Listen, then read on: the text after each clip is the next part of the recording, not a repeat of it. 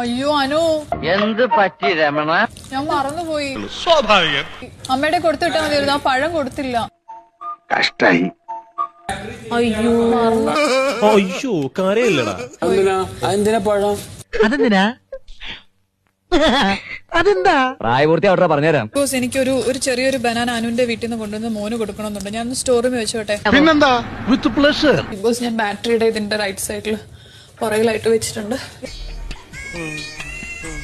അതൊന്ന് കൊടുക്കുവോ? കാരണം എനിക്കത് അമ്മ പോയപ്പോഴത്തേക്കും കൊടുക്കണമെന്ന് വിചാരിച്ചിട്ട് മറന്നുപോയതാ. പ്ലീസ്. ഇനിയും ജയന്ത് ചോദിച്ചാലും ഞാൻ തരും. പകരം നീ എനിക്കെന്ത് തരും? ലക്ഷ്മി കൊടുക്കാം. Thank you big boss, thank you. Big ബോസിനും ഉമ്മോടുത്ത ബിഗ് ബോസിന് സന്തോഷം ഉണ്ടാവും.